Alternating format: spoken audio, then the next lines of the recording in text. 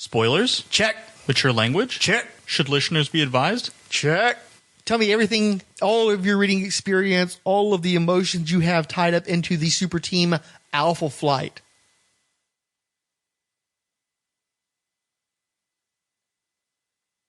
Puck.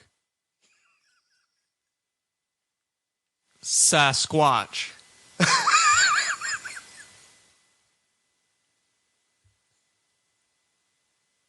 Sunfire? No. Sunspot. No, that was New Mutants. Speedball? North Star. Yeah, North Star was on that team. Tell me your strong feelings. Girl North Star. Who was the girl one? That would, no, Aurora would be her name. No, Aurora. I said Sasquatch. That's it, man. I'm out. So tell me about all the Alpha Flight stories you've read.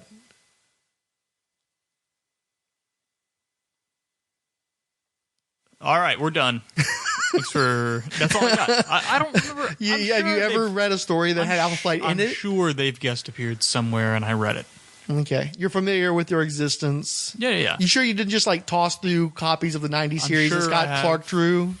Well, didn't Byrne do a lot of... yeah, John Byrne created the Alpha Flight. Okay, well, there you go. Or co-created the Alpha Flight. Yeah, so I flipped through his stuff. Okay, so you flip through some Byrne stuff, and... The Hulk. You can name about 2/3 of these... Sasquatch is a girl, right? No, that was a temporary thing. Oh, okay. See, a member that you didn't name, Snowbird, at one point was Sasquatch. Snowbird, that's right. Who was the leader of Alpha Flight? Wasn't there like a main Captain America knockoff? Or yeah, the Maple Leaf guy? Yeah. That was Guardian. Guardian, that's who I'm forgetting. And then the girl version of Guardian was Vindicator, his widow. Spoilers. Okay. Oh, shit. Spoilers from like 1984. That's what I got.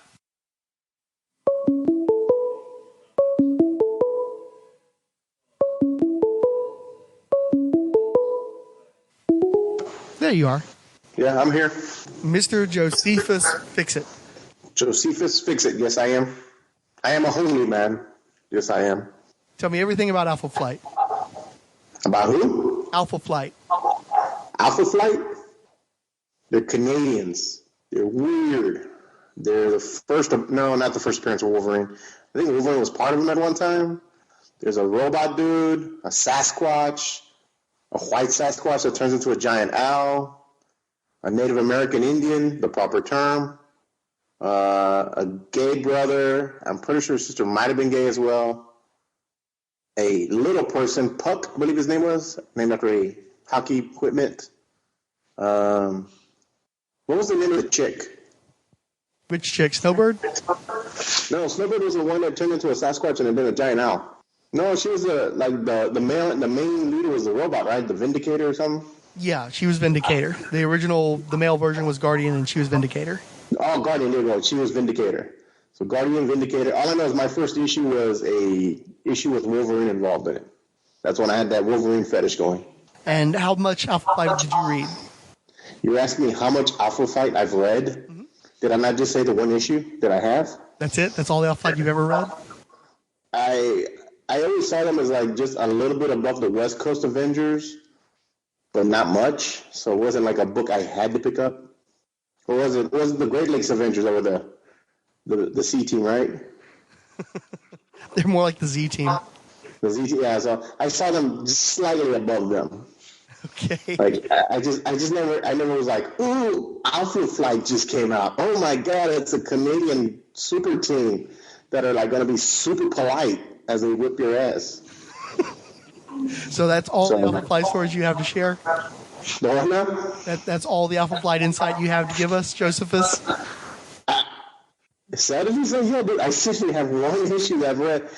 I knew the group because every time you read any other X book and they talk about, oh, this is Puck from Alpha Flight, or this is Snowbird from Alpha Flight, or you read something else, one of them would appear in it. And of course, the big thing when North Star finally came out, and that's about it. But I've never read more than one issue. I think Purple Man made his appearance in that book, didn't he? He was in there at some point, yeah. Yeah.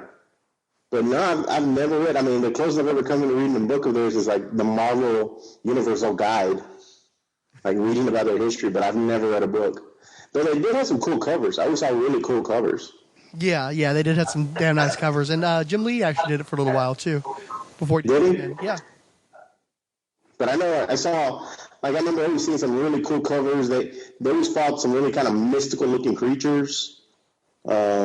But no, man, I couldn't tell you an issue. So I hope we're not doing a crossover with Alpha Flight because I'm screwed on that.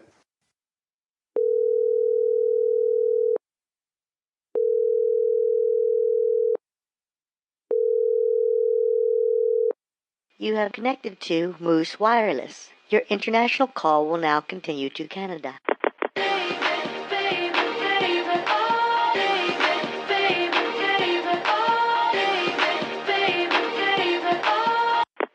Hello, persistent American caller. This is not Ciscoid. Please desist from leaving messages regarding Northgard, Alpha Flight, Justice League United, Wolverine, and Captain Canuck. Merci. Au revoir. Shit, I don't think they have cell phones in Florida yet.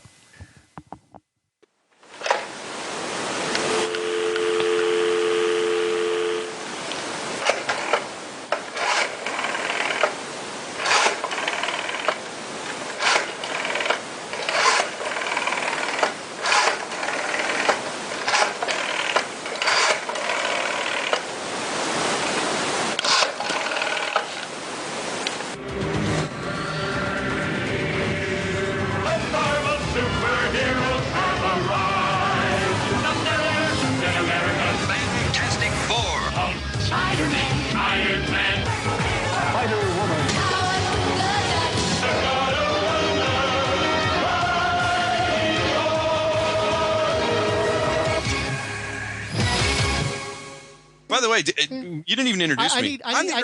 Nice to meet you, everybody. I'm the Irredeemable Shag, by the way. Yeah, you could. Well, see, that's the thing is I'm going to have to actually plug in something to identify you on the Secret Wars episode. So I might just go into the fire and water and steal some of your audio for all I know. I don't know. I haven't figured out what I'm going to do with that yet. I'll just do it right now. Hi. You just did. I'm the Irredeemable Shag. We'll start again. You can't even say your own name, man. It's because you fucker keep talking. Shut up. God. Here we go. Hi, I'm the Irredeemable Shag. I'll be your guest host this afternoon. I'm well known for such podcasts as the Fire and Water Podcast, or the Who's Who Podcast, or even the Ultraverse Podcast. I also run the Firestorm Fan blog. And for most of my life, I've been a thorn in Diablo Frank's side. Or at least I like to think so for the last 5 or 6 years. I intend to be so. So, welcome aboard, folks. Enjoy this episode. I don't think anybody's well known from anything related to the Ultraverse.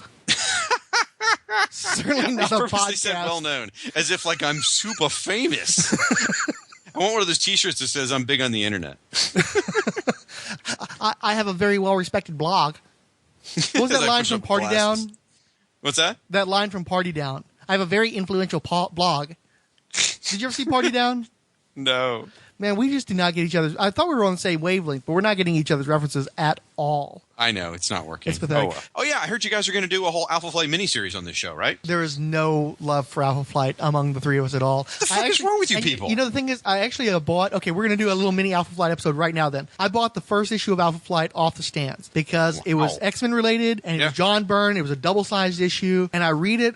And I kept getting these flashbacks. There was this Jan Michael Vincent movie that came out in the late 70s, early 80s, where he's trying to deal with Jan Michael Vincent. Oh, my God. We're dealing with Indian mythology, where he's being haunted by Native American spirits and stuff. Okay. And all I could see when I was reading Alpha Flight was this Jan Michael Vincent movie. Could not hook into it. And then a year later, I bought the issue where Wolverine shows up, and they have the flashback to his first encounter with Alpha Flight. What was it, the late 90s, numerically, of Uncanny X-Men? Bought that one issue. Then I tried buying another issue about a year later. My only good Alpha Flight story, the only thing that I ever read that where I was like, wow, that was pretty neat. There's a 2-parter where the Purple Girl, the daughter of the Purple Man, took control of North Star and tried to make him love her. And at the time, I couldn't understand why he was so resentful for that because I was like, hey, cute Purple Girl, you know. And later on, I realized, oh, because you're North Star. Okay, I'm sorry. That's probably pretty rough for you. But there was something about having a man be manipulated that way and objectified. It kind of resonated with me. It's like, oh, okay, that's wrong. I understand why that's wrong now. Whereas I would read X-Men Classic and they'd have a story where were Mesmeros taking control of all the X-Men, and I'm like, score, dude, you rock. So I realized, hey, wait a second, maybe that's wrong. So that was actually, not only was it a good story, but it was a story that helped to evolve me as a human being, particularly as a male human being. Every other time I tried to read Alpha Flight, like I jumped on for the big North Star is gay, I am gay reveal. Horrible comic book. Terrible comic book.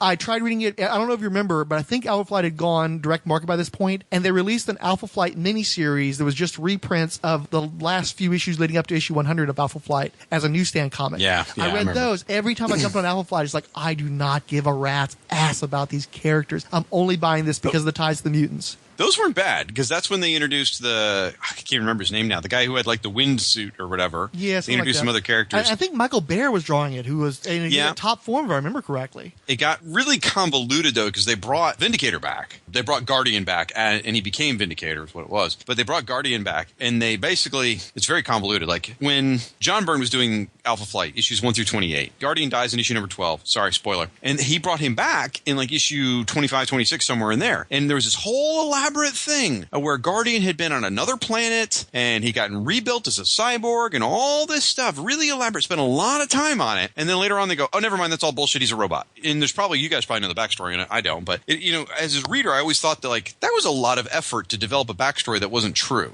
I wonder what that's about. Maybe John Byrne was intending one thing to happen, and then when he was leaving Alpha Flight, he decided to ditch it. I don't know. Because then, when they did those issues you just mentioned, they go back and they say, oh no, that really happened. Guardian was off on another planet and became half cyborg and all this stuff. So they used the old John Byrne plot thread and brought it into modern, at that point, Alpha Flight comics. So, but that was also coming out of one of the worst periods of Alpha Flight. Alpha Flight from issue like 40, 50, no, well, I don't know, somewhere in there, 40 or 50, up through like issue 80 were horrible. They were so bad. And that's probably one of the Purple Girl issues you actually read.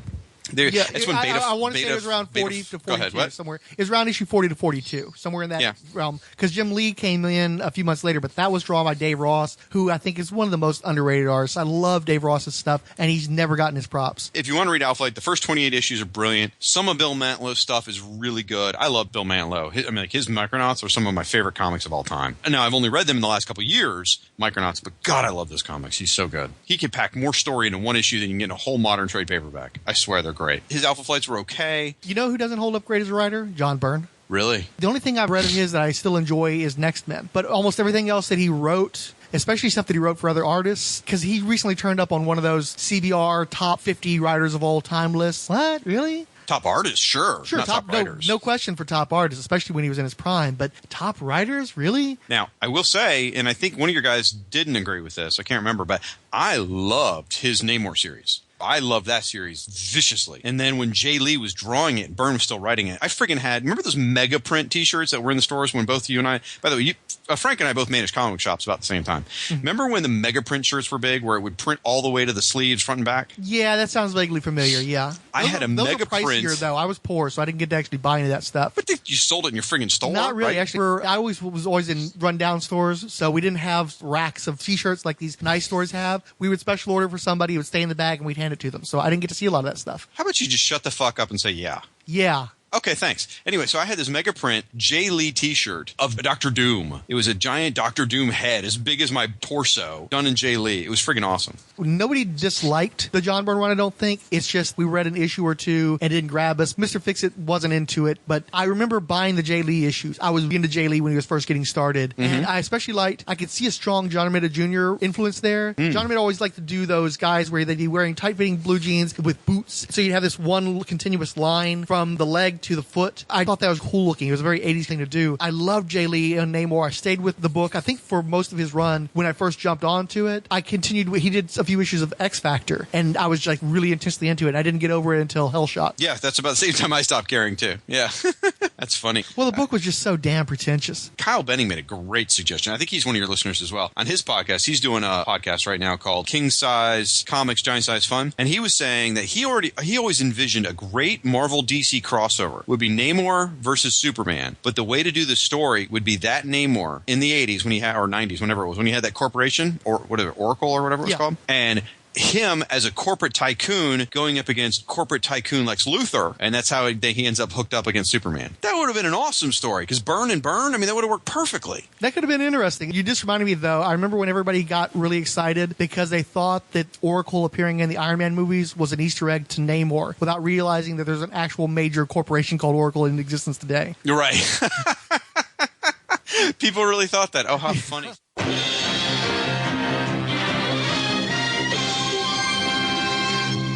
She brought me a Pepsi Max and Dayquil, but I don't have a measuring cup, and I don't want to, like, swig the Dayquil straight out of the bottle.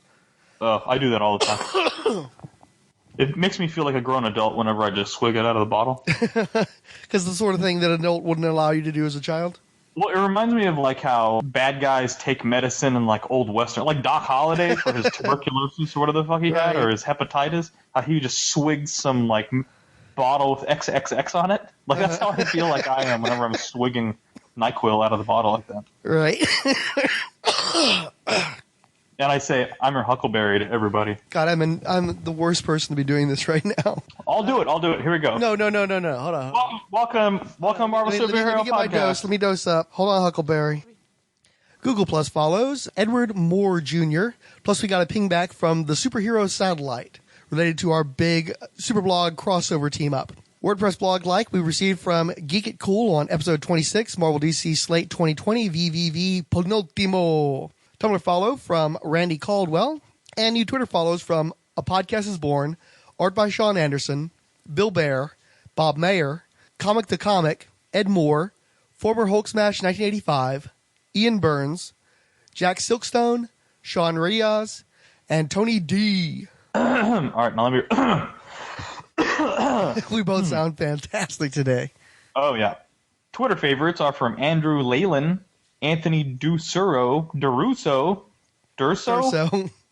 Anti-Fascist, Between the Pages, Bill Beer, Charlton Hero, Chris Callahan, Chris William, CJ, Comics Therapy, Corey Buckner, David Golding Artist, Eternal Rage, Fantastiverse, Firestorm Fan, Floto Span, Future Primitive, Geekin' Out, Harrison Richards, The Irredeemable Shag, Jason Martinez, Kyle Pettit, hashtag Marvel Us, Martin Gray, Mystery Vlog, Pedro Cabuzer,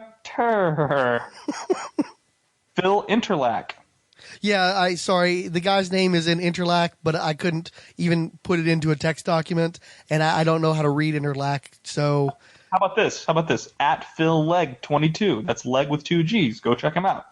Professor Riptide, Randy Caldwell, Micah Smith, Sean Riaz, Simon Donovan, Storybreakers, Superboy, Sin, Tony D!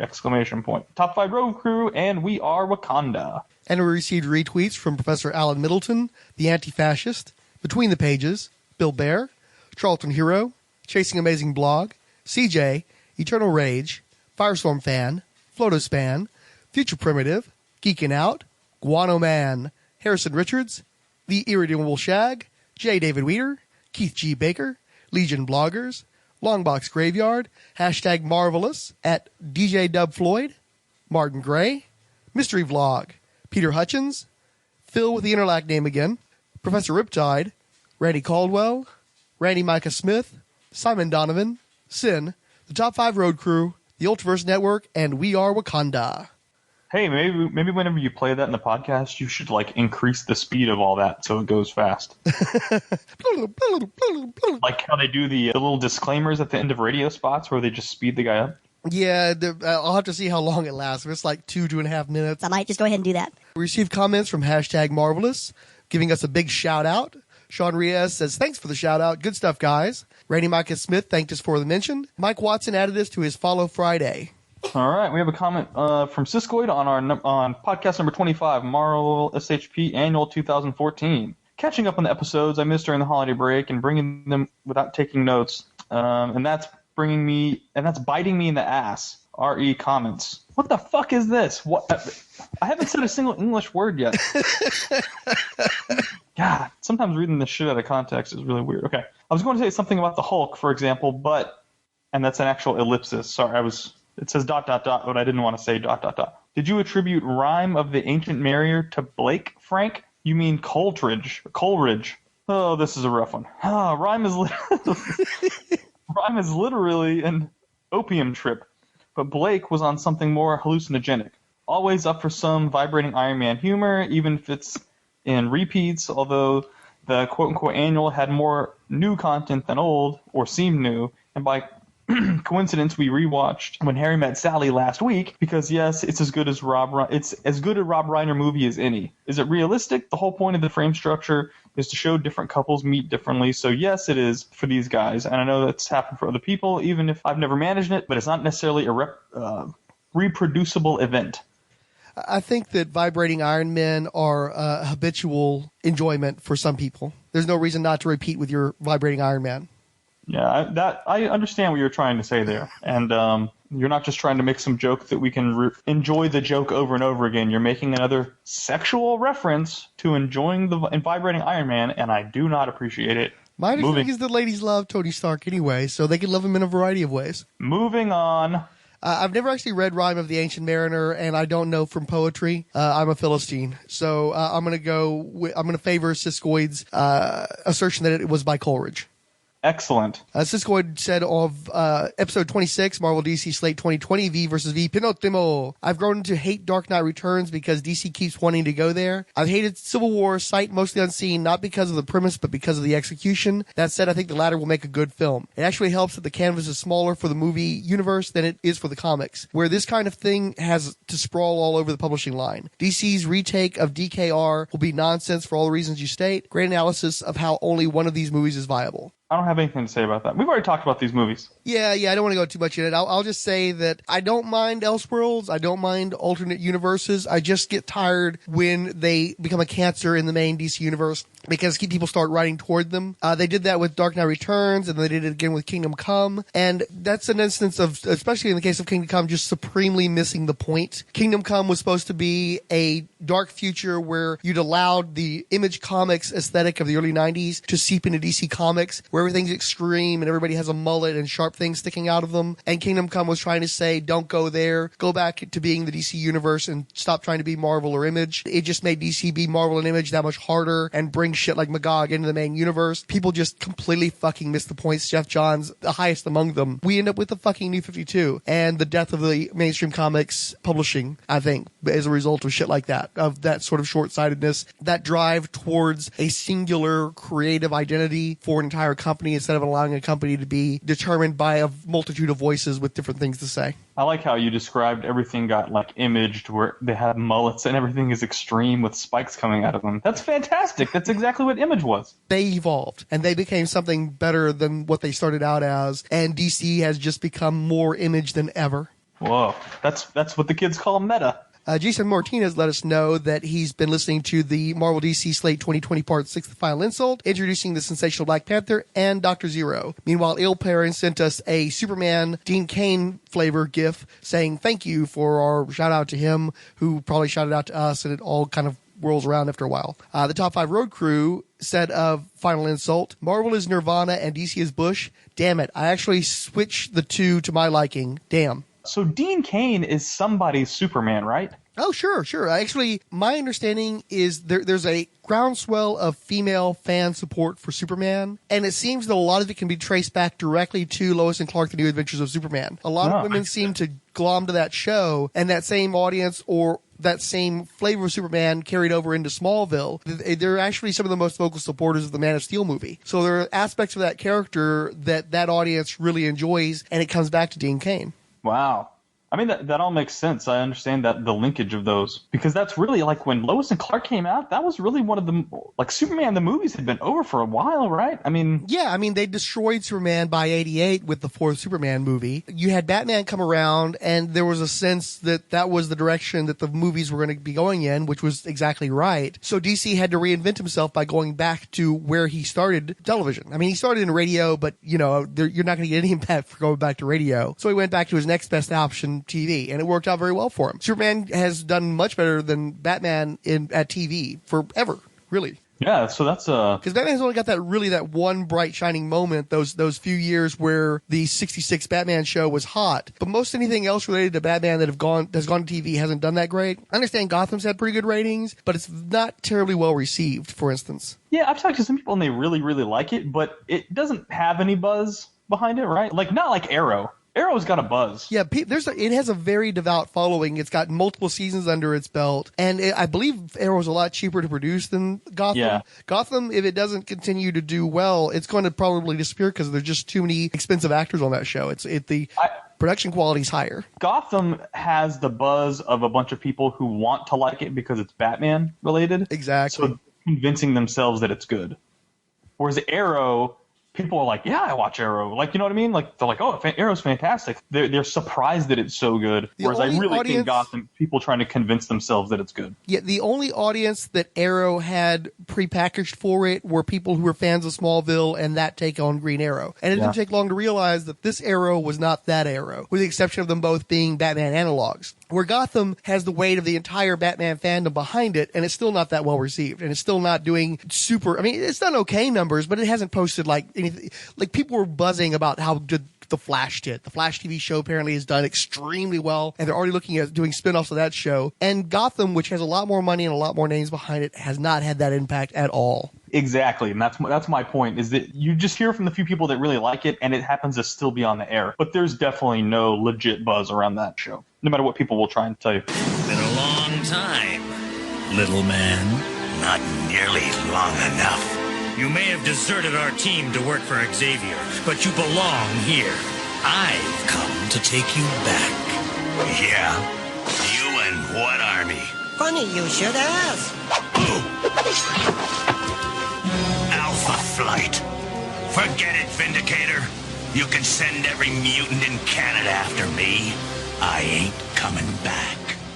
So actually, I'm reading X-Men, I'm reading all this stuff, and X-Men was probably the thing I was into the most. And so I'd pick up any ancillary other than I wouldn't pick up New Mutants for some reason. Even though I had heard it had been great, I wasn't getting it. And then I despised Bill Sienkiewicz as a kid. Oh, I love it now. See, yeah, I didn't pick it up till probably, I don't know, 1996 or so. I really got into it, and I got all the New Mutants at that point. And I love those early New Mutants issues up through probably, I don't know, somewhere in the mid-30s to 40s. It sort of lost its way. I got issue 27 or 28, which had the kids in some sort of a gladiator arena. And I think specifically on the cover of this issue, Cannonball was fighting like a horseman who was kicking him in mid-flight. And it was drawn by Sienkiewicz, and as a kid I remember looking at this going, I could draw this. And of course as an adult I'm like, oh my god, I could never draw this. But as a kid it was so outside of what I expected from defining a comic book that I completely rejected it. And the only time I'd read New Mutants is when they had really direct tie-ins like the Mutant Massacre. Yeah, I picked up those too. Yeah. Mutant Massacre, because I was all into X-Men, so I was sure to buy that. I was reading all of that Marvel stuff, kept with Marvel for quite a while. About 87 is probably when I started to wane off of Marvel. I stopped X-Men for like 2 months, and I thought it was so brave or something, or maybe it was longer than that. And then a buddy of mine had me read the one where the Siege Perilous, where they were in, I think, Dallas, and they all died. That Fall of Mutants. Yeah, had me read that one issue, and fuck, I was back in. I was totally back into X-Men at that point again. But let me ask you this though, because I'm still talking. I know you're still talking, but this is me talking, and you're shutting up now. Yeah, guess what? My show, and we interrupt each other all the time on my show. So fuck. I'll be polite and not curse so fucking much on your show. Well, you can curse all the. So anyhow, man, I forgot what I was going to say. Never mind. You go ahead. So simultaneously in 1984. Oh yeah, now I remember. Shit. Okay, for me, the X-Men peaked with the Mutant Massacre. And I remember we were talking a little bit about Excalibur and how we're never going to cover it on the podcast. Mm-hmm. Excalibur was I'm fine with that. Actually, we probably will, because it turns out I have a copy of the first Prestige book they did and a copy of Mojo Mayhem, the Art Adams book. So since I actually have physical copies. I have it too. It doesn't mean it's worth reading again. But it probably will, just because I have a physical copy. I can loan that out and then read on Marvel Unlimited. It's great to have a physical copy because we have trouble syncing up, the three of us. So if I can actually grab a physical copy and put it in somebody's hands, there's a good chance we might actually cover it. Yeah, if you spend enough time together, your menstrual cycle will sync up. Our menstrual cycles. Your menstrual cycles. So anyhow, Mutant Massacre was my ultimate. And then I think part of it was that John Romita Jr. left. And for me, he was the X-Men by that point. And so for him to leave, and then you had a few months of guys like Alan Davis and Barry Smith, and I was still on board. And there's something about Mark Silvestri. It's not that the art was bad, but I never could sink my teeth into it. It's like the entire time Mark Silvestri was drawing the book, I just was never very much in the X-Men. And when he left, he's getting replaced by guys like Bill Jask and stuff. But it was the second round of the Siege Perilous where the guys go in again and they get completely bizarro new histories. Remember that? No. I'm trying to remember, like Dazzler managed to regain her career as a singer, and that's when Psylocke went from a British lady to an Asian assassin. Oh, yeah. And so I plugged right back in again, and for some reason I just couldn't connect That was a really to Mark bad Silvestri. period, though. Huh? That was a bad period, though. Right, but that's the thing. That's when I actually got really back, because I still kind of read X-Men during that time period, but I just couldn't get into it when Silvestri was there. And as soon as he was gone, even with some of the crummy fill-in guys they had, I mean, Mike Collins did an issue, and Mike Collins is, for me, one of the least interesting artists. He's completely serviceable, completely functional. I can't get into him at all. But even his stuff I was reading, for some reason I couldn't bring myself to get into Silvestri. I can't articulate it to this day, but I just couldn't get into his work at all. And it got me off the X-books until he left. And then I got hardcore into the X-books again, and then after Claremont left and things started to fall apart, that's what broke me loose of not only X-books, but Marvel in total. As I said, I had that short period where I stopped right before Fall of the Mutants, very short period, and then got back into it with Fall of the Mutants, and I stayed all the way there. I mean, by that point, I was getting New Mutants, because I did pick it up towards the end. I was getting New Mutants, I was getting X-Men, I was getting X-Factor when that was going. I think those were the only. I was getting Excalibur. I hated it, but I was getting it. For those of you who don't read the comments on the blog, my gist behind Excalibur is it's like a cake. It's got all the perfect ingredients. It's got Chris Claremont in the 80s. It's got Alan Davis artwork. It's got British stuff that I love. It's got Nightcrawler, Shadowcat, Captain Britain, all this great, great stuff. And yet someone didn't know how to cook it. Like they underbaked the cake and it tastes like shit. Yeah, or it's just like it's not shit, but it's just like wet and gross. Yeah, exact same place as you. I bought that book for the first few issues. I kept trying to buy it over and over again, and it was terrible every freaking time. Regardless of the pretty art, regardless of the cool seeming concepts, as soon as I actually would try to read an issue, why did I waste $1? What was it, $1.25 back then? Some ridiculous amount of money. And I'm probably being too harsh. It probably wasn't shit. It just wasn't that interesting. It wasn't worth the money every month and the investment. And I'd come back every month, and I'm like, I don't even remember what happened last month. Anyway, I was getting all the X books, and I continued getting all the X books. I mean, I was getting later on X-Force, and I was getting, the two different X-Men books and all that stuff. I want to say I stopped after Jean and Cyclops got married. That was X-Men 300, I think, Uncanny. Yeah, I think that's probably about.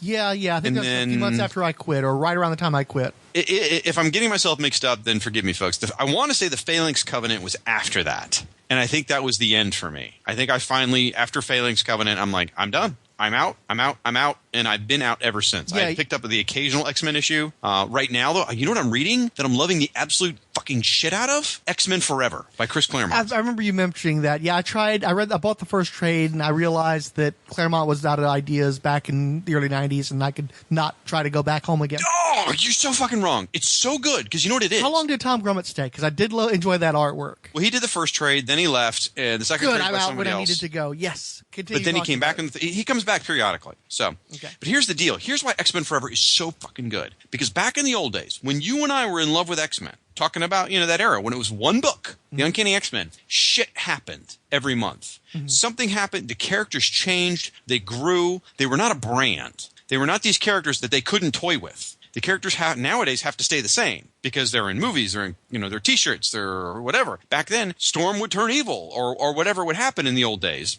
Jean Grey would turn evil, and he'd fucking kill her. Claremont was allowed to do things with the characters, and that's what he's doing in X-Men Forever. So far, I mean, I don't want to spoil too much, but Wolverine's dead. Kitty has gotten one of Wolverine's claws, and on the surface, that sounds stupid, but when you read it, okay, that works. People's powers have changed. Things happening. Gambit is not a fucking chump. He actually wears a three-piece suit and sunglasses, and it looks pretty cool. A better way than what they did with all the pink. Sabretooth joins the team. I really enjoy this series because it makes me feel like this is X-Men that I would have enjoyed because stuff happened. The characters are doing different stuff than you would expect them to do, and that's what I enjoy. When you run out of X-Men Forever material, if you're still hankering for more, you might try Mutant X. Mutant X. Wasn't that? That was the book. It was Tom Rennie, and I want to say Howard Mackey was writing it. Oh, that was when Havoc went to the parallel universe, right? Right. And everything in the parallel universe was like a what if of stuff that happened during our time on the X-Men. So Storm's still a vampire. And, yeah. Okay. And, have they collected that? I don't know if they've collected it, but I remember Mac's brother was into the X books. He started to peter out on them. And that was the last book in that line that he was able to plug into because he really got off on how that was another book where stuff happened and they were able to evolve the characters from these interesting points they were starting out from in that series. Just to put that in your head in case you start to go through withdrawals. I'll just borrow those from Mac's brother. He was really good for like a year or two, and then it kind of petered out in the last year or so. But it was like the 90s or early 2000s, so it's can only be so good. No idea how we even started this tangent.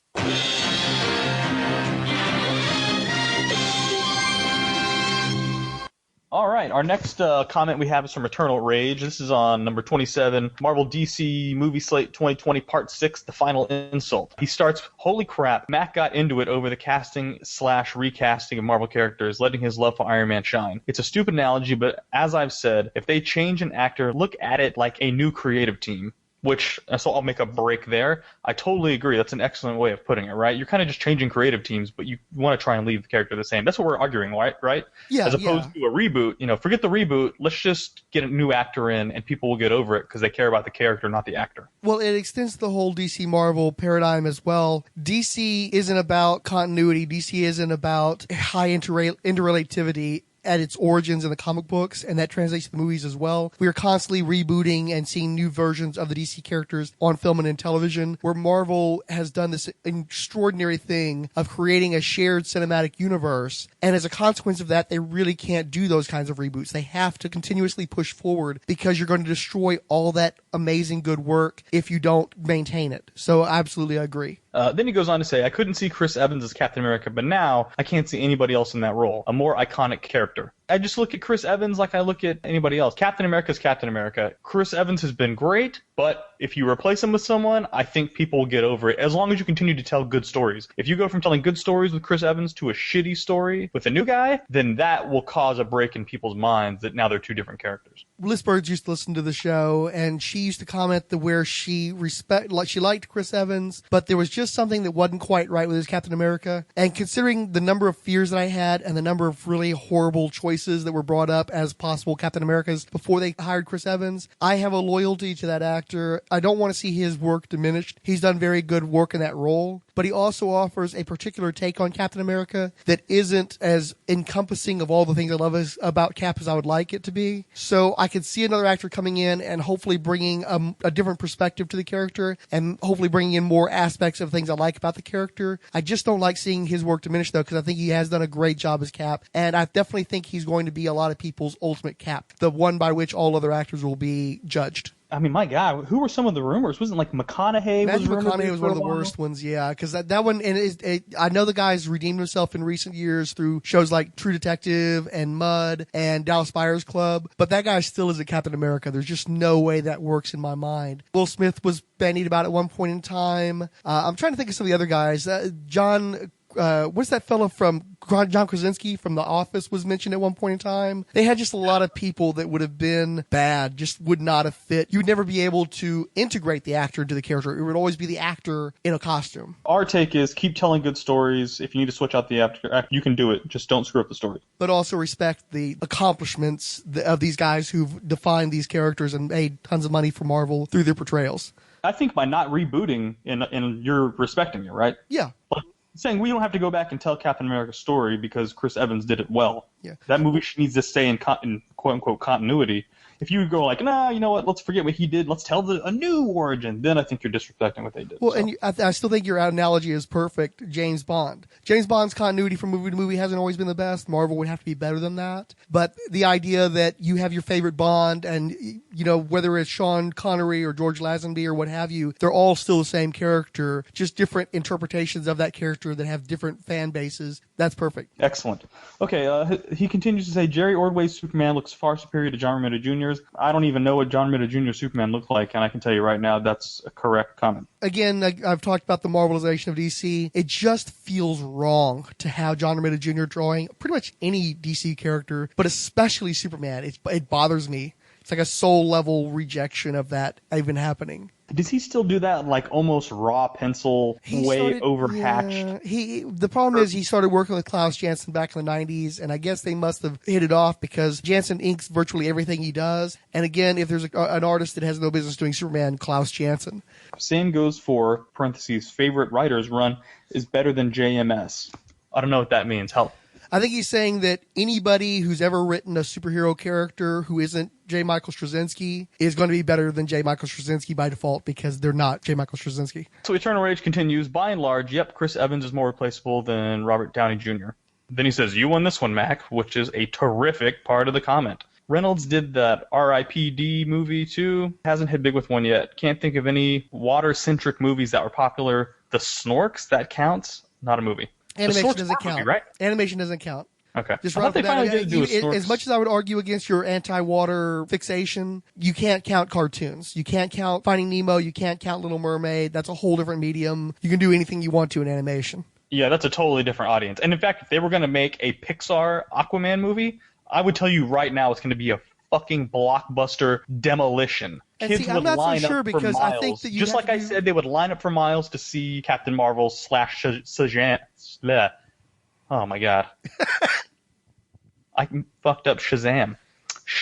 They would line up for miles to see a Pixar Shazam movie. And I'm actually of a different opinion. I think that Aquaman would be too serious and too dramatic. And if it wasn't, then it probably wouldn't be true to the character. That typically doesn't play as well in children's animation when you go that serious. So I think that Aquaman fails even in animation, or at least he underperforms. I disagree. Here's the movie. You have Aquaman gets captured by one of his villains. He's only got the two, so we can narrow it down. It's either going to be Ocean Master or Black Manta. Okay, he gets captured by Ocean Master, and he has to get saved by a clownfish named Nemo. Boom. There is your Aquaman billion-dollar movie. Your next comment's from Ange, related to episode 27, Marvel DC, The Final Insult. Thanks for another great show. Some comments. In one of those weird cosmic serendipity things, I just reread all of Alias. I really, really loved that series. So smart. I never thought that Jessica was ugly. I thought Gatos' art on that series was grimy and rough. And since she was the main character, she never looked glamorous. But in that book, she is called beautiful by all the men who love her. She dresses provocatively to sneak into a drug den, and Bagley draws her very attractive in the Purple Man flashbacks. I actually think Ritter can pull it off because, as Frank says, she has the snark component that is necessary for that character. I simply think that all the DC movies are going to be disappointing and will suck. Every time you say, who will win, Marvel or DC, I side with Marvel. And I am a DC guy. Marvel has simply done it right, and I am begging you, please, please, please don't talk about Man of Steel anymore. As for Ruth channeling Reeve, Singer made Superman Returns within the continuity of the Donner movies. He wanted Ruth to be Reeve. Even Luthor's plot about land acquisition is a copy of the first movie. I thought Ruth was great as Clark. The piano-playing Peanuts character is Schroeder. Lastly, my Deathpool Avenger is Hawkeye, a human archer who has no right to be in a Thanos battle. He'll die doing something heroic, showing that someone without powers can make a difference. But no one will go to see Avengers to see Hawkeye. He is toast. So did you catch me coughing while you were doing your... Yeah, but I don't care. We're both sick. We'll just... I thought I hit the fucking mute button. I just opened it up to unmute, and it wasn't muted. Yeah, I got a cough in the mix, but don't worry about it. It's just like the leather farts last time. We're just going to roll with it. Leather farts.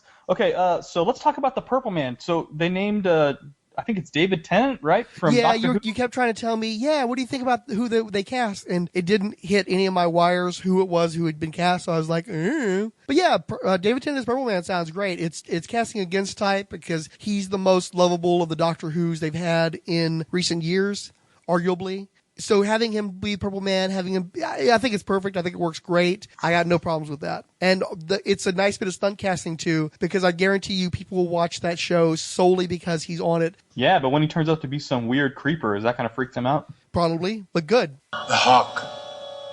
My spirit alive. He protects me. He has existed since the beginning of time. For centuries, he has practiced the mysterious arts. He is the shaman, the medicine man, and his power is awesome. Last night I woke out of a sound sleep and I was choking. Jan Michael Vincent, as a modern American Indian, thrust into a savage struggle with primitive forces he never knew existed. Didn't Didn't Al Milgrom design Firestorm as like a joke? Wasn't he trying to create the most outrageous looking character that nobody would want to do anything with? He wasn't trying to create the most outrageous. He was trying to create very, very different. And he was trying to create a Marvel character. They were trying to create a Marvel character in the DC universe on purpose. So there were 3 designs, and this is the one that Al Milgrom did not think anyone would pick. Because it was so outlandish. Probably, but that's the one they went with because in a silhouette, you cannot mistake him for anyone else. With the puffy sleeves, the shoulder pads, and the hair, you cannot mistake him for anyone else. My understanding is that's sort of a guide, especially back in the day, if you've done a good character design, is if in silhouette, you could recognize them and pick that character apart from every other character. That could be it. He definitely hit it out of the park. Nobody looks like Firestorm. I'm being complimentary. I'm being complimentary here. Give Ghost Rider puffy shoulders or big shoulders, and you might have a problem. He kind of had puffy leather jacket back in the day, so he kind of cleared the deal, I guess. The Danny Ketch, but yeah, true that. Okay, yeah, never mind. We don't need Firestorm anymore. We got Ghost Rider. Oh. And it is a Marvel podcast, so of course I need to show some bias. How's that new Ghost Rider where he's driving a car? Is that any good? Actually, funny thing, I was reading that. It's pretty solid. It's exactly the kind of comic that's perfect for Marvel Unlimited, because I would be so pissed off if I paid $4 for that book and read it in 5 minutes. But Marvel Unlimited, doing a batch of them at once, it's pretty cool. I like that it's a Latino. I like that he's coming from a different place than everybody else. It's self-contained. So far, I've only read like 3 or 4 issues of it. So far, they haven't gotten into any of the prior mythos. It's just this kid, and he's got these powers, and he's dealing with stuff. And I think Trad Moore the one who was drawing it? I love it. It's a very exaggerated art style. Yes. And it looks really cool. It does. If you're going to try to reboot a property like that, where you're going to ignore everything that came before, be bold. And they were. And I thought it was pretty great. Unfortunately, I believe it's been canceled already. Oh, yeah, I think it did. That sucks. Trad Moore was drawing it initially. Trad Moore is a fucking cool-ass artist. Doesn't look like anybody else out there. Well, okay, I'll tell you what. He looks like Crisscross, but more extreme and more... Oh, there's a name I haven't heard in forever. Yeah. You take Crisscross and you mix him with somebody like Eric Canetta, or who's the fellow who did Eon Flux, Peter Chung? Yeah. Oh. Mix those 2 styles together and you got something... Ghost Rider? On Ghost Rider. Well, this is a Ghost Rider who's in a car, so it's a different kind of thing. I mean, the Danny Ketch stuff, I read it. I loved it when it was coming out, but it wasn't bold. It wasn't a big deviation. It was just a new kid with the Ghost Rider powers. Well, I don't know. I would actually kind of dispute that, because did you read the old Ghost Rider stuff as a kid? Never read the Johnny Blaze stuff, but I'm just saying visually, if you looked at one with the flaming motorcycle and the other with the flaming motorcycle, it just kind of looks like a bit of a upgrade. Whereas this kid's, his head looks different. He's driving a friggin' car, which is brilliant in this Fast and Furious age. So I love that idea. The current design looks more like the old Johnny Blaze costume, because it's skin tight. It's got that very prominent rectangular shape on the chest piece. The major differences in the way the skull is constructed. And of course, he's in a car instead of a motorcycle, which is probably part of what killed it too. Is there are people who are such purists that switching out his vehicle would be a deal breaker for them. But if you read the old Ghost Rider comic books, Zarathos, he was a demon. He was more like a Hulk dynamic, where Ghost Rider would be going off and wrecking all kinds of havoc, and Johnny Blaze would be trying to stop bad stuff from happening related to Ghost Rider. It was a David Banner thing. Yeah, it was very much that respect. But I say Etrigan because he was still somewhat of a beneficial force, and obviously much more in control of what he was doing as Zarathos. And I think that Johnny Blaze could influence Zarathos more than Banner could influence the Hulk. But then you get over to the Danny Ketch version, and he's the Spectre on wheels. He's all about old school biblical justice and the types of villains. For some reason, Ghost Rider, the villains weren't terribly supernatural. He was fighting standard villains for the most part, where with the 90s series, they got hardcore to the horror aspect. You're going to be fighting guys like Blackout and serial killers. Zodiac, I think, was one of them. Strangely enough, I was a big Ghost Rider fan at that point in time for a year or two there. I read the Danny Ketch series from Go. I stuck with it all the way up to Spirits of Vengeance, when Blaze came back. Now, I fucking hated Vengeance. Hated him. Yeah, I didn't make it to the actual creation of the Vengeance character. It was like someone said, let's make Venom for Ghost Rider. That was probably on the memo. Go make Venom for Ghost Rider. And that's exactly what they did. It probably was. It's funny because I haven't talked about being a Ghost Rider fan in decades. I tend to forget that there was a time that I was into that. I went back and read the Jason Aaron Ghost Rider books. I liked them. I love that thing where the Ghost Rider comes riding in and there's all these different types of Ghost Rider. There's a Ghost Rider riding a semi, Ghost Rider in a gangster car. Yeah. And it was actually a fun book. Like someone had told me about it to read. Prideful told me to read it. I was pleasantly surprised. Tech Series, my Ghost Rider artist forever. Yeah, me too. Whoa, the glow in the dark cover. You may the glow in the dark cover. Yeah, which I still got it before I could even say it.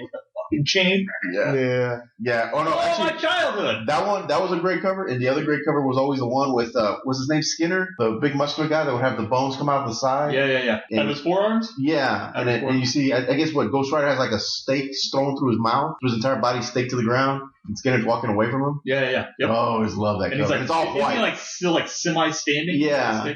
And it's on an all-white cover. Wasn't that a Spirits of Vengeance cover? They're like by Kubrick or something? No, that's when they were trying to do that Dark Homes, or where they had all these mystical books going on at one time. You mean the Midnight Suns? Midnight Suns, yeah. Okay. But Spirits of Vengeance was tied into all that. Spirits of Vengeance was the spin-off book that had Johnny Blaze. All supernatural, right? All their supernatural Marvel. Right. They were all part of the Midnight Suns line. Once again, the X-Men of that time period, they started doing these crossovers with the X-Men that didn't make much sense, and I was hating the X-Men. What I noticed is after Mark Texeira, who was one of my favorite artists growing up, jumped off the book, it got a lot harder for me to have an interest in Ghost Rider. The combination of Brett Blevins on artwork, and it was okay when he was doing it. I think Brett Blevins drew it for a while? Yeah, Brett Blevins did it for a while. I think I like that, but I think another guy came in after him. I can't stand Brett Blevins as a penciler. I hated him when I was younger, especially I hated him on New Mutants. And then that's exactly what I'm thinking of, is what he did in New Mutants. Because he always had those gangly, scrawny kids, and they looked doofy. It looked terrible. Yeah.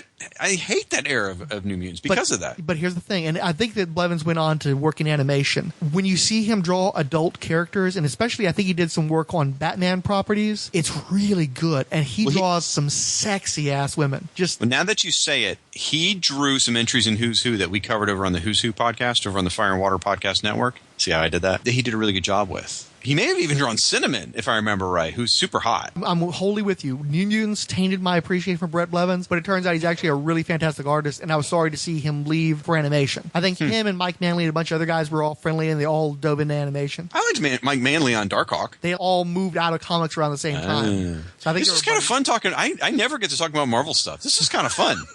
I'm remembering all these comics that I forgot I used to like. Well, I figured I'd spend enough time frustrating you. I had to give you a reason to actually not have regretful memories when you think back to this recording. Well, I mean, it is you, so it's always going to be sort of like passing a kidney stone. But at least I get to talk about comics I used to enjoy. Oh, man, New Warriors. I always say his name wrong. Is it Robertson? I think it's Robertson, yeah. Derek Robertson. Yeah. His New Mutants was unbelievable. It was so good. Not New Mutants. I'm sorry, New Warriors. Yeah. His New Warriors was awesome. Absolutely loved it. That's another one of those books. It was hot in the 90s. I tried to read it. I never enjoyed Mark Bagley as much as everybody else for some reason. But I liked him a lot better on New Warriors than I ever did on Spider-Man. And so I never had enough affection to go over to Derek Robertson's run. And I didn't like Derek Robertson in the early years either. It wasn't until I think Transmetropolitan when I started to realize, oh my God, this guy's a fantastic artist. Why don't I love him? And I know the reason why is because in the early part of his career, he drew everybody with those enormous mouths. I think he terrified me a little bit.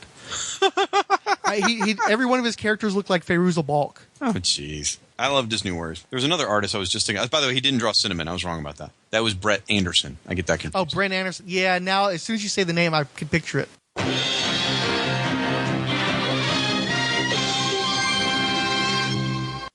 All right, our next comment's from Count Druncula.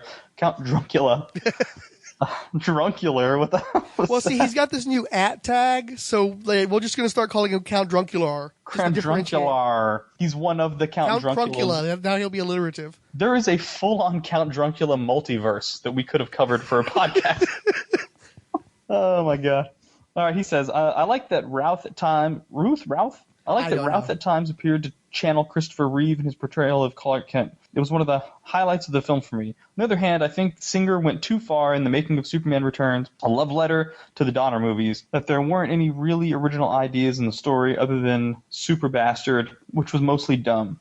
I think we're all a little surprised Frank went this long without making a Bill Cosby dig. Loved hearing all the guest voices in Stinger, although I'm not sure you can call it a stinger if it's half as long as the rest of the episode. I assume the portion with me was all Frank could cobble together from the distorted audio problems that plagued our recording session. Regarding Kristen Ritter as Jessica Jones, my first concern is that she's too much of a manic comedic actress, even taking into account her performance in Breaking Bad. I never thought Jessica Jones was ugly or even plain, but I did think she was a type who could start and win a bar fight. Ritter looks like she's 90 pounds soaking wet. I wonder how physical they will make the character. On the other hand, I think Marvel will soften the character a little. Even if Netflix shows are skewing for an older, more mature demographic, I don't believe for a second that they'll make the character as dark and as emotionally raw as she was in the comic. They need to lighten her up a little bit, because Jessica Jones in Alias was a hard character to like. In that case, maybe casting someone like Ritter is a smart choice. I like how he's basically argued against and then for Christian Ritter in the span of like a few sentences. I'm glad we helped him work that out. This is a very therapeutic comment. Having taken some time to rethink my fan cast choice for Carol Danvers, I've come up with 2 candidates, both of whom have been suggested by other sources. I went and saw The Hunger Games Mockingjay Part 1 specifically to see Natalie Dormer in a different sort of role. She was good, didn't have much to do, but she was solid and she looks good with half her head shaved. I would be happy with her playing Captain Marvel. My first choice, though, is an actress named Catherine Winnick. Someone made a piece of art with her as in Carol's new costume, and it looks nice. So I checked out the actress by watching the first 2 episodes of Vikings. She's good. She comes across as tough and confident and beautiful, plus she has a legitimate background in martial arts, and I think that she's a licensed bodyguard. I don't want Emily Blunt to play Captain Marvel because I still wish she had played Black Widow all along. It's no criticism against ScarJo. She's terrific, and she's paving the way for more female action heroes right now. But Blunt would have made a better Black Widow. In response to one of Mr. Fixit's questions or statements, the Owl is supposed to be in Daredevil. Bob Gunton, who played the Warden in Shawshank Redemption, was announced at NYCC as playing Leland Owlsey. Is that straight up for real, the Owl's real name? I think so, yeah. Holy Christ. Well, I'm more fixated on Bob Gunton because I'm just remembering Attack of the Show and I can't not think of the gun. Stop it. Stop. We're not going to go any further with your take on Bob Gunton. Jesus. We're not going to address any of his comments related to Man of Steel. Nope. We're going to pretend that we're going to fucking New 52 that whole portion of this comment and wipe that shit out. His opinions have been retconned. Of 2 minds on Kristen Ritter, as I mentioned before, but I'm happy to see her on a show. She's the kind of actress that if she's on 13 episodes of a show and it's Marvel related, I'm happy, I'm there, no problem, even if it's as bad as Agent Carter. We'll get into that, I'm sure. As for Natalie Dormer, I like her. I've enjoyed her in The Tudors and on Game of Thrones. I don't see her as Captain Marvel, and my understanding is that she's the smart money choice at the moment. There's been little hints from people who might know about it that say she might be the one. I see Captain Marvel as more of a kick-ass, straightforward character, and I've only ever seen her play schemers, and I've never seen her play a role with a lot of physicality to it. I mean, of the non-sexual kind. So I'm not sure if she can convincingly throw a punch. So I'm not, which is one of the problems I've been having with what's-her-face, Agent Carter, is that they keep having her getting the fight sequences and I don't buy any of the action in that show. She doesn't handle that very well. I'm concerned about Natalie Dormer because I've never seen her throw down on screen. Okay, here's my deal with Natalie Dormer. What is that weird half smirk that she makes all the fucking time? All the time. And that's going to be, that's an issue too. I just don't see Captain Marvel being little half smirk girl. And she can't do it. It's like she can't not do it. It's a compulsion. She can't not do it. Yeah. She can't not do it, and it can't not get on my nerves. Watch it, because now that I've gotten further into Game of Thrones and I saw that garbage Hunger Games movie that she was in, and I'm like, damn, she cannot. That's just part of her face. Mm-hmm. The half smirk. And that's why she's perfect for manipulative type characters, because I haven't read the books, and thank God Fixit isn't here to throw a spoiler at me. But for as best as I can tell, the character she plays on Game of Thrones, while definitely being conniving, seems like she's kind of a decent comparatively to the other people in that show. She doesn't seem to be as evil as those other characters. But because Natalie Dormer's playing her, I just keep waiting for her to slit somebody's throat. Because she can't play. You look at her and you're like, good. oh, this bitch. You look at her and you're like, this bitch is up to something. Otherwise, she wouldn't be doing that fake half smirk. And it's like, that's not written in. She's just making the fake half smirk. And I'm still stuck on Katie Sackhoff, too. Even if they don't get the actual actors, I kind of want somebody along those lines, because she seems like your ex-military, ex-pilot, what was she, CIA in the comics? Yeah, I think so. We need to do a Miss Marvel episode, because I don't know enough about that character. But what I know of the character, I don't feel it with regard to Dormer. My take would be, if I were the Wizard comic book magazine, it would be China, obviously. I'd just put a wig on her, and boom, China. Probably close. They probably go with somebody like Trish Stratus or something. Why couldn't they just, have they ever fan casted Power Girl? Just steal who people are picking for Power Girl. I think they cast her based on bust line rather than credentials. Yeah, okay. You have not said anything to deter me from my initial strategy. Well, no, I have to point out, though, because since you've left comics, Miss Marvel has actually starred in several long-running series. Yeah, and I know. She went from being Miss Marvel to Captain Marvel, so they made a big thing. If I recall correctly, her driving ambition is to be the greatest superhero in the Marvel Universe. She got done with the sauce, and she just decided, fuck it, I'm going to be the number one hero. I'm going to do whatever it takes to be the best superhero there is out there. And she became a much more integral part of the Marvel Universe as a result, because she's she's a fixture on teams, and she's usually a team leader. So there's more to her than just being, one of the chick that we saw in the old comics.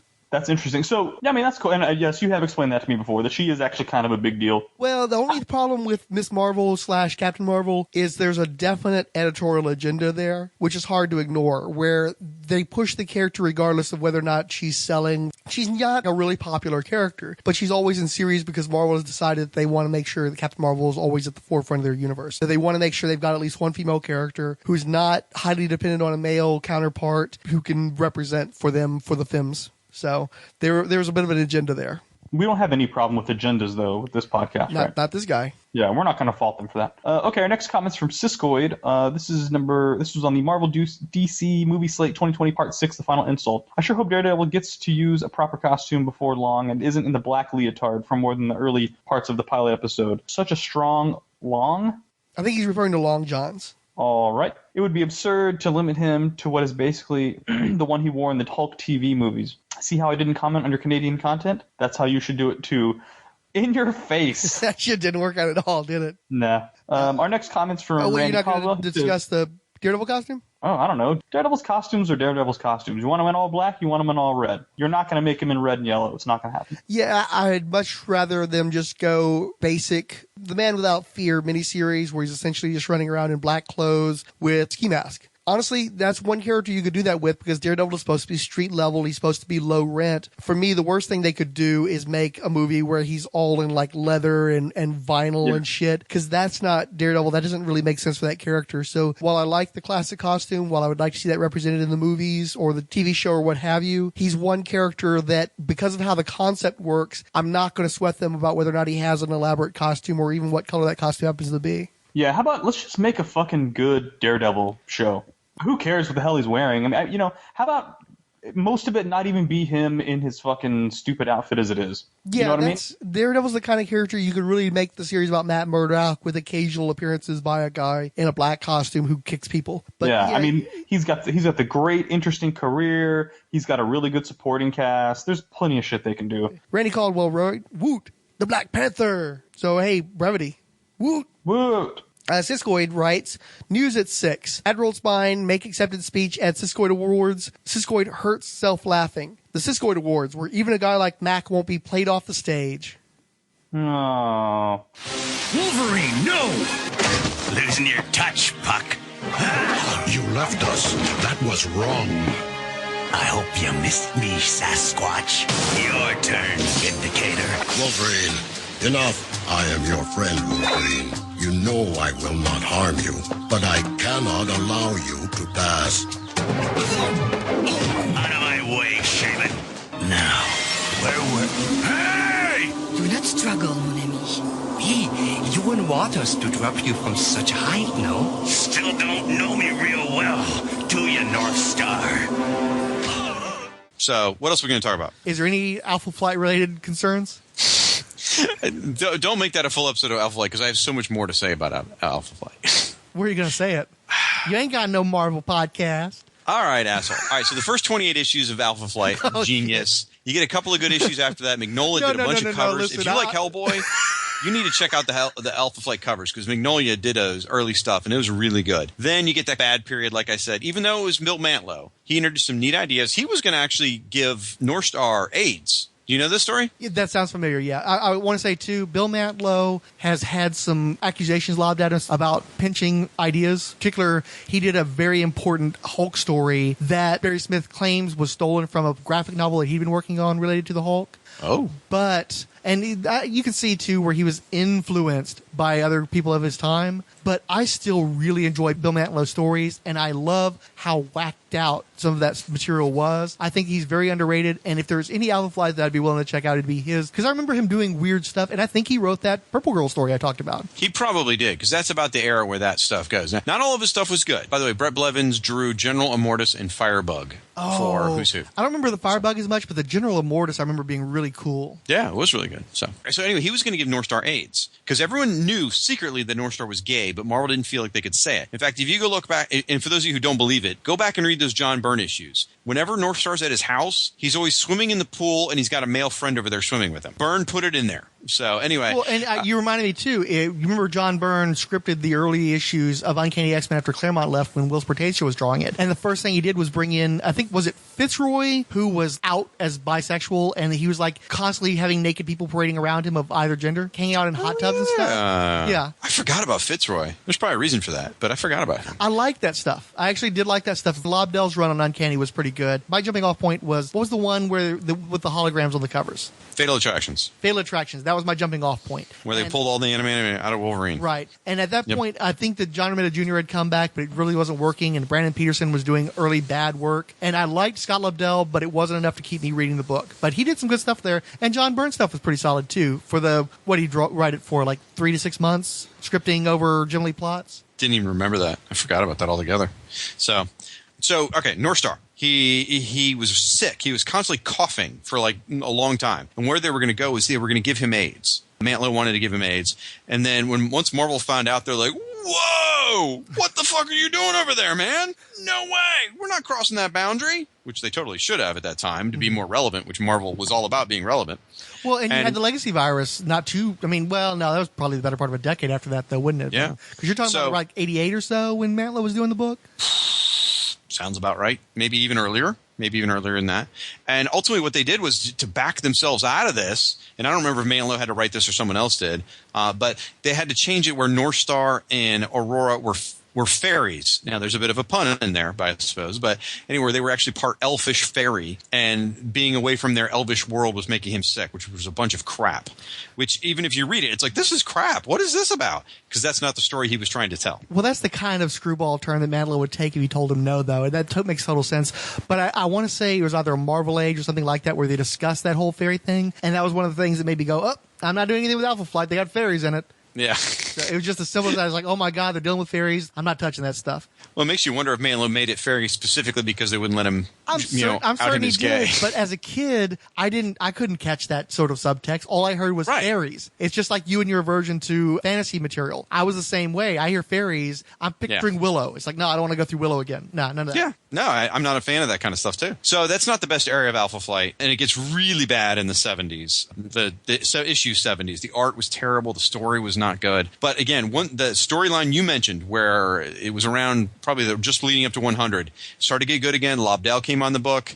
I don't remember the issue where North Star coming out I don't remember it being that bad in context. For when it was published, the one with Major Maple Leaf is fighting North Star over a little AIDS baby, and Maple Leaf's like spouting a bunch of homophobic stuff, and then all of a sudden North Star says, "Oh, I am gay," and then punches the guy, and then everybody comes around at the end. That's not good storytelling, man. And but I think I'm not talking about reading it today. I'm not talking about reading it today. No, I'm talking about reading 90s comics. I read the book. I bought that off the newsstand. For some reason, I think I pre-ordered it because I had the first printing. That book went into multiple printings, as I recall correctly, with like silver enhanced inks and stuff. Oh, I read it on the newsstand when it came out, and it was terrible then. And Mark Pacella, I think, drew it, and the art was revolting. The art was bad. I will agree with that. But I guess I was just so happy that North Star finally came out. I was like, finally, Marvel's stepping up and doing what they should have done years ago and having admit this, which is great. So, but I enjoyed some of Scott Lobdell's stuff. He did some, or whoever around that period did some interesting things with Wild Child, where they turned him into Weapon Alpha. Yeah, was it Tom Morgan? I think Tom Morgan was doing Tom Morgan was drawing it, yeah. And then he was followed by Pat Broderick, who was the biggest. Wow, I really kind of want to check that out, but it seemed like it got really strange when Broderick was doing it. Weren't they bringing in demons or aliens or something? They went on like a world tour at one point, I want to say. It gets a little fuzzy for me. Like, yeah, I bought one of those world tour issues. Even though I love Pat Broderick on Firestorm, that's not my favorite era of Pat Broderick. I wasn't a big fan of his art style around then. Simon Furman was writing the book then, so it probably got all weird and Britishy. Well, anyway, I guess there's this period shortly after 100 with Weapon Alpha that I enjoyed quite a bit, that Tom Morgan drew. Really enjoyed that stuff. And then, if you come back, there was a decent Alpha Flight series. There was a really cool one. You talking about the Steven Seagal one with Scott Clark art? Yes. Yeah, that was another one that Mac's younger brother was reading. I really liked Scott Clark's art back then, and it looked cool. And I heard they were doing all kinds of screwed up Machiavellian stuff to these guys where they were manipulating their memories. Yes. Let's see. That would be wait, hold on. Let me make sure I got the right one, because they've launched a few of these. I mean, they did it in 83, then they did it in 97, 97. That would have been the 97 one, as I recall. Yeah, this is Scott Clark, Steven Seagal, and then you got who was the artist later on? You talking about the Dale Eglesham series from a few years ago? I think No, this is still the Steven Seagal series. You got Ariel Olivetti doing it after a while. Underrated artist, like his stuff. He's a great artist. There's that other guy. There's Duncan Rouleau, or whatever his name, however you say his name. I don't like Duncan Rouleau. I love his shit. Oh my God, it's so cool. It's so out there and crazy. Like Puck had a mustache that was like wider than a house. It was great. All those artists were great. That was a great, yes, there was some really trippy shit going on with that series. In fact, I want to say, I'm pretty sure that's where Big Hero 6 premiered. I think that's right, yeah. Yeah, and so that series was great. I love that. That's when, some really trippy shit was going on with that. And then there was another series after that ran about 12 issues with some sort of like new characters, which wasn't bad. That was okay. I've got the collected ones of those. That's not bad. One? I can't remember that. Because was that after Bendis wiped him out in an Avengers issue? When he was doing all that Thorn crap? It's 2004, so it may have been after. But no, that was Omega Flight. That was Omega Flight. Was it? Okay. This series had characters like Yukon Jack, Nemesis, Major Maple Leaf, and Centennial were the characters in this one. I have no recollection of that. I know. Series. It was a weird series. And it had Sasquatch on the team, and then they found out halfway through the series it wasn't Sasquatch. Was it because it was just like a mindless monster, and they thought it was Sasquatch, and it turns out it wasn't the Walter Lankowski Sasquatch. It was like a real Sasquatch. And then Omega Flight came, which was only a 5-issue miniseries, but it was drawn painted really by Scott Collins, and it was gorgeous, absolutely beautiful, and it had a new Vindicator. I can't even remember the other characters, but I enjoyed that. It had Beta Ray Bill was on the friggin' team.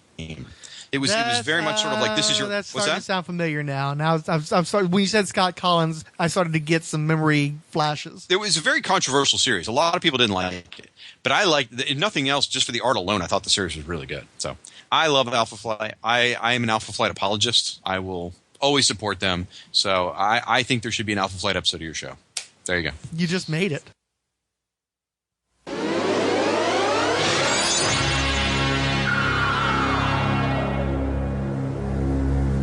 And then boom, I got an Alpha Flight episode done. There you go. Economical. Good luck splicing that shit together. I don't know what I'm going to do with all this stuff. I really do think that since you talk so much about Alpha Flight and we did have a bit of a conversation there, I really could see just spinning that off as an Alpha Flight episode guest starring the Irredeemable Shag. But honestly, I'm going to end up playing with it. I mean, I don't like the waste. So you may be hearing yourself popping up on episodes and stingers and random places for the next year. There's no telling. Well, just know the Annihilation episodes I don't listen to. So if you put them there, I won't ever know. Well, at least not till I fucking finally sit down and read that shit. And I've only got one more left. It'll be fun because I'm planning on doing an annual for that one as well. And there'll be such a spectrum of sound quality because that was our very earliest recordings up through to our current stuff. So it's going to sound really bizarre, but I'm going to try to chop that up into one little 2-hour block and just like the best moments of those episodes. So, but no, I'll work it out. I'll give you some sort of heads up or something when you turn up. All right, and if you ever want to do more Alpha, because I don't know that there is a good Alpha Flight episode there, because we didn't actually. Have you heard our show? You think I've ever worried about whether or not it was any damn good? I just threw that stuff out there. We didn't actually talk about much about the Burn era, and it was very off the cuff and a whole lot of us. I don't know that you got a good Alpha Flight thing there, but either way, whatever. That's never stopped. Have fun with it. So, if at all possible, if you can send me the audio for Fire and Water this week, that would be awesome. Because being that my family's out of town, this would be the perfect week for me to edit it. Yeah. All right, man. I'm going to head out. Okay, take care. Great talking with you. Awesome talking to you, Frank. Bye. Bye.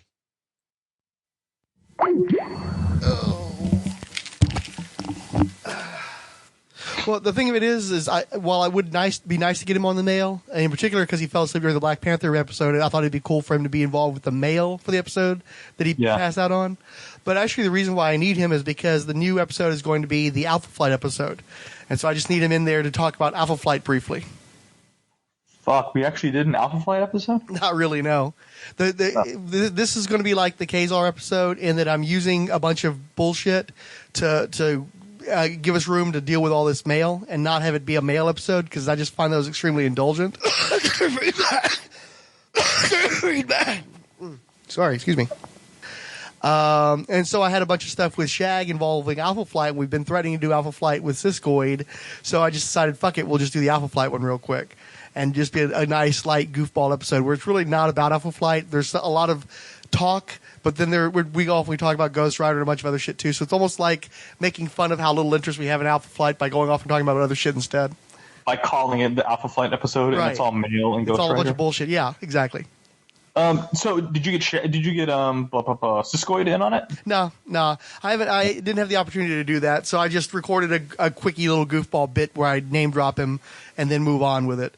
I didn't want to spend too much time in it. I didn't want it to become like a bad Saturday Night Live skit or something. So, well, actually, I would actually be curious as to somebody who was born and grew up in Canada, if like Alpha Flight was a thing up there. You know what I mean? Or if he's like, actually, no, we all think Alpha Flight's a fucking joke too. Like, I'm kind of curious because he is Canadian, as you would say. So, yeah, and I'd be willing to do that with him. But since I haven't had the opportunity to talk with him yet, and there's, if I were to talk to him, my primary goal would be the Secret Wars episode to start out with, because I'm still trying to get that together. That it's like it just keeps piling on more and more work, and at the end of the day, it's an Alpha Flight episode, so I just don't give enough of a shit to really pursue it wholeheartedly. So if I ever have the opportunity to talk to him about it, I would like to, and maybe we'll egg him on with shit like this, where he finally is like, "All right, I'm going to take a stand." But until then, we'll just do a bullshit, fakey, jokey Alpha Flight episode. Wouldn't it be crazy if he like sounded like Andre the Giant? Have you ever heard his voice before? I know what he sounds like. Yeah, he actually co-hosts a podcast with Shag called Hero Points. They've only managed to put out 2 episodes, and it's funny because he actually sounds like a completely normal human being despite being a Quebecian. He just has this very light, faint accent at like the back of his throat. It's like he sounds like a typical American guy, but there's just a slight little buzzing Frenchness at the back of it all. So You should ask some questions and then just edit in replies from Andre the Giant. That French motherfucker, dude. I didn't realize that Andre the Giant was French. Is he French Canadian or French? Oh no, he's full French. He's full French? I did not know that. Yeah, he was born in France. I mean, Frank's going to have something to say about this. Now, you can find me on Facebook and Twitter and Google Plus and Tumblr and Instagram, all as Firestorm Fan. So feel free to send me a message through there. Siskoid, where can they find you? Well, I'm Siskoid on Twitter. I'm on Google Plus, but don't look for my real name. And and of course, the best place is always Siskoid's blog of geekery, which is siskoid.blogspot.com. Hi, recognize me? It's me, Andre the Giant. Hungry for a big honey taste.